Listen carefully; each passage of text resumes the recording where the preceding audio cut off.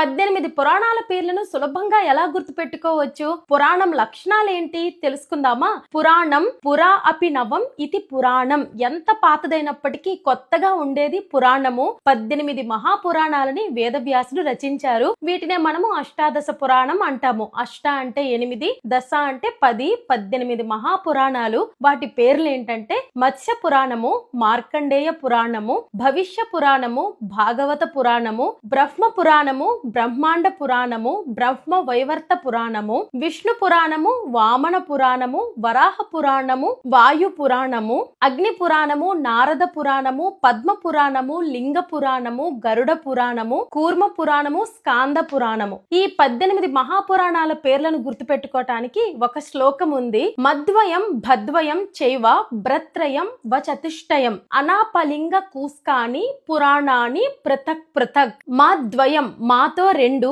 మత్స్య పురాణము, మార్కండేయ పురాణము, భాతో 2 భవిష్య పురాణము, భాగవత పురాణము, బ్రత్రయం బ్రాతో 3 బ్రహ్మ పురాణము, బ్రహ్మాండ పురాణము, బ్రహ్మ వైవర్త పురాణము, వా చతుష్టయం వాతో 4 విష్ణు పురాణము, వామన పురాణము, వరాహ పురాణము, వాయు పురాణము, అనాపలింగ కూస్కాని ఒక్కొక్క అక్షరంతో ఒక్కొక్క పురాణము, ఆతో అగ్ని పురాణము, నాతో నారద పురాణము, పాతో పద్మ పురాణము, లింతో లింగ పురాణము, గాతో గరుడ పురాణము, స్కాతో స్కాంద పురాణము. ఇవన్నీ 18 పురాణాలు. పురాణం అని పిలువబడటానికి వాటికి కొన్ని లక్షణాలు ఉండాలి కదా. మనం ఈరోజు పంచ లక్షణాల గురించి తెలుసుకుందాము.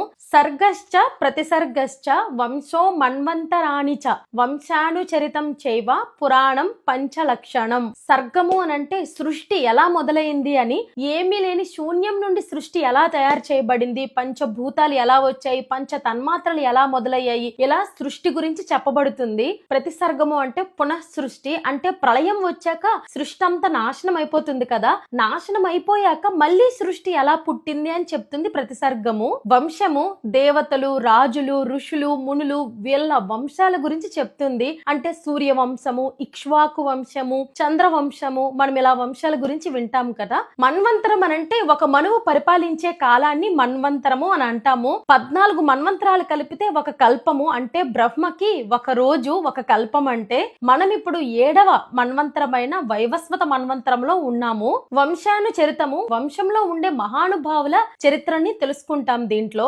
ఉదాహరణకి శ్రీరాముడు, శ్రీకృష్ణుడు, పాండవులు, ధ్రువుడు, ప్రహ్లాదుడు, ఇలా ఒక్కొక్కల చరిత్రను తెలుసుకుంటున్నాం కదా. ఈ 5 కూడా పురాణానికి ఉండే పంచ లక్షణాలు. భాగవతం ప్రకారము పురాణానికి దశ లక్షణాలు కూడా ఉన్నాయి. అంటే 10 లక్షణాలు కూడా చెప్పబడ్డాయి. వాటి గురించి ఇంకెప్పుడైనా మాట్లాడుకుందాము. నమస్కారం.